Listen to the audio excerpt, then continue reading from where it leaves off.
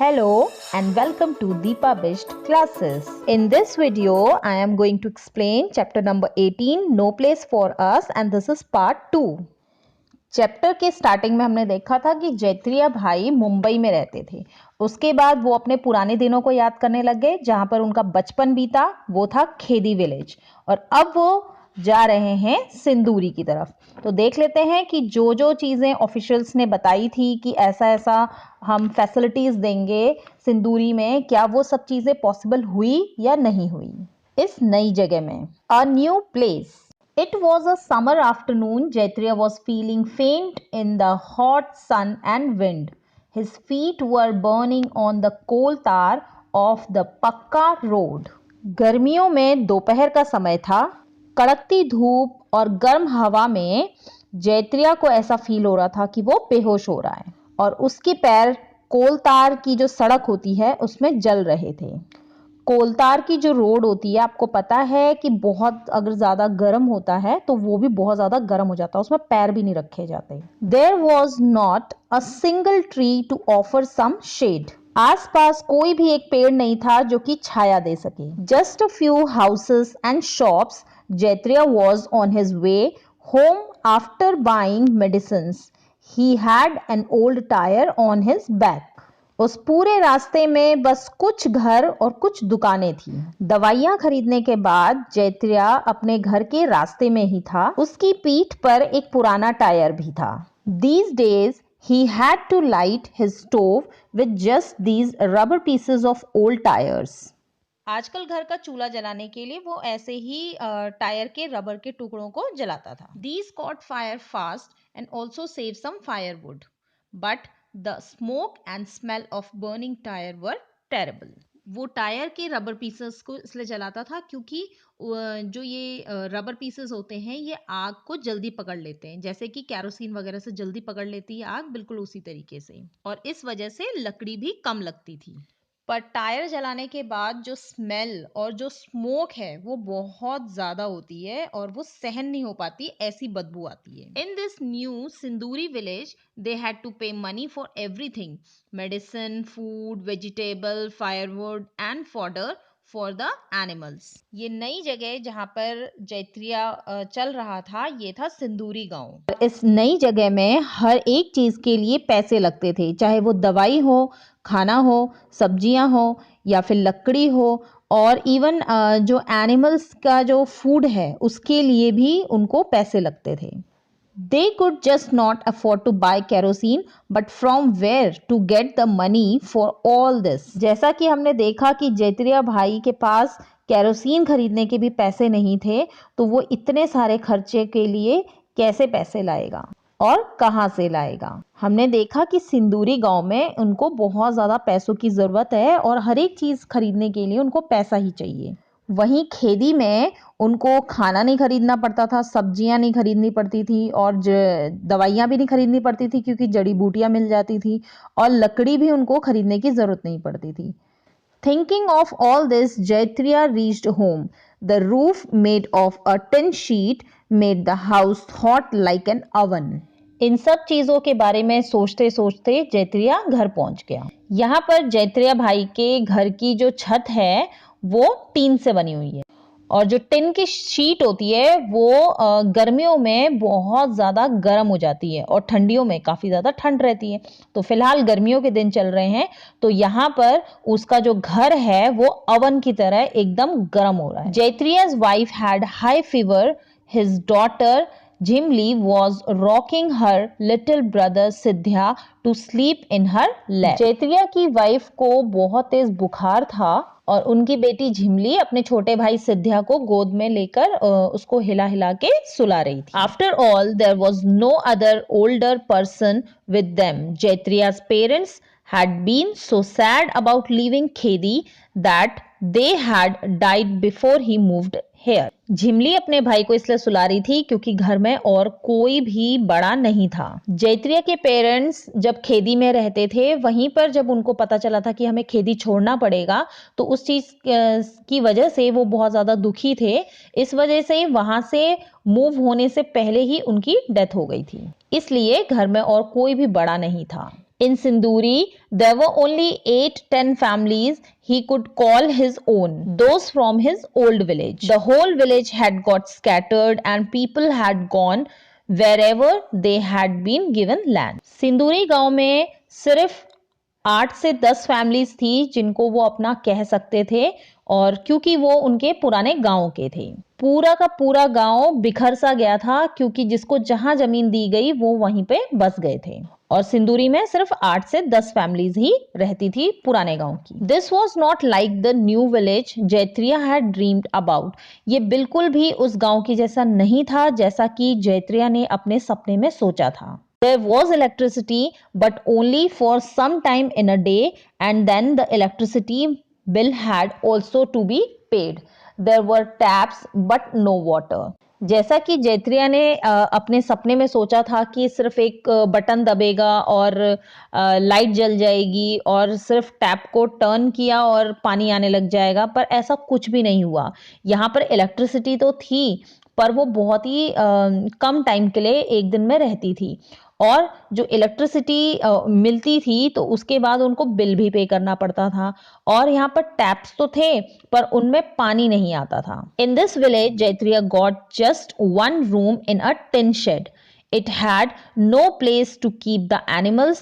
He also got a small piece of land, but that was not good for farming. इस गांव में उसको सिर्फ एक रूम का घर मिला था, वो भी टिन शेड का था, और यहाँ पर उसको एनिमल्स रखने के लिए कोई भी जगह नहीं मिली थी। उसको एक छोटी सी जगह भी मिली थी फार्मिंग करने के लिए, बट वो फार्मिंग करने लायक जगह नहीं थी।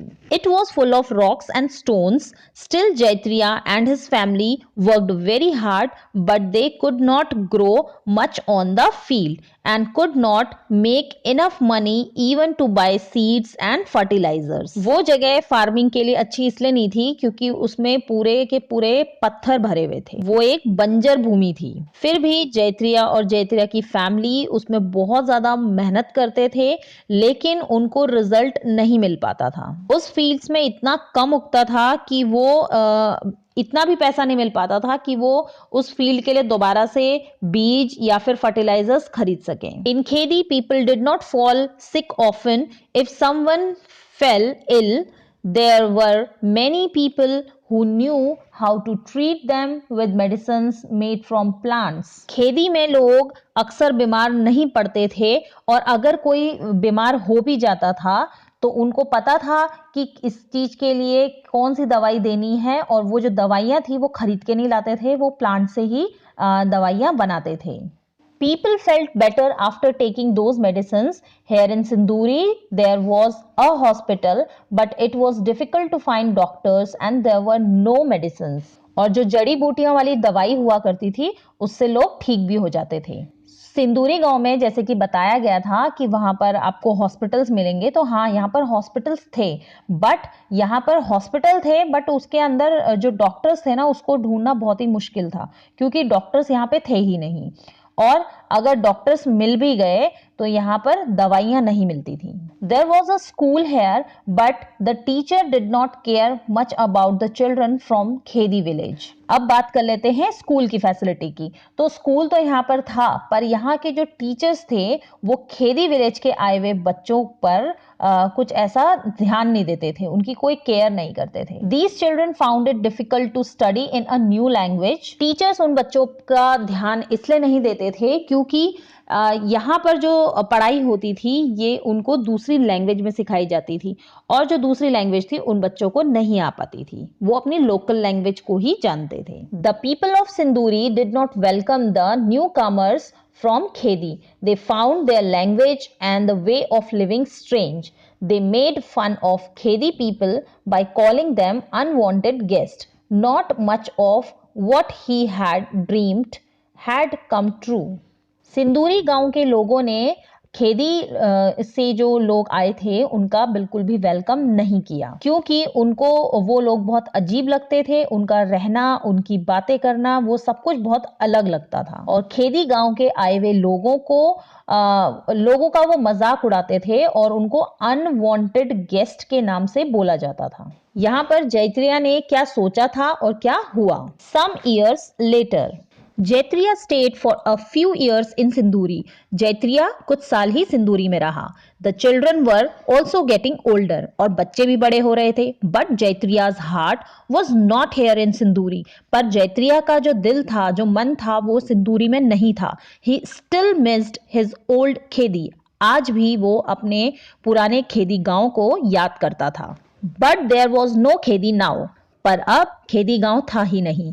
There was a big dam and a big lake of collected water in and around Khedi. अब खेदी और खेदी के आसपास की जो जगह थी उसमें बड़ा सा एक डैम और जो बचा हुआ रुका हुआ पानी जो था उससे तालाब बन गया था। Jaitriya thought if we are to be called unwanted guest then at least let us go to some place where our dreams can come true. Jaitriya भाई ने सोचा कि अगर हमें बिन बुलाए मेहमान ही कहलाना है तो क्यों ना ऐसी जगह जाए जहां पर हमारे सपने पूरे हो सके।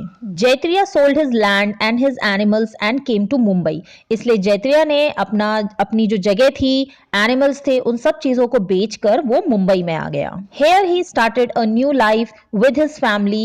His only dream was to send his children to school to give them a better future, a better life. Mumbai में आके जैत्रिया ने अपनी फैमिली के साथ एक नई लाइफ शुरू करी। उसका सिर्फ एक ही सपना था कि वो अपने बच्चों को स्कूल भेजे और उनका जो फ्यूचर है वो बेटर हो सके और उनको एक अच्छी जिंदगी मिल पाए।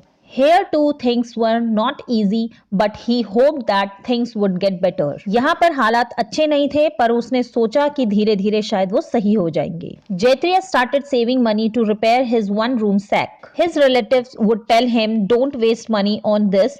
Who knows, we may have to move from here too."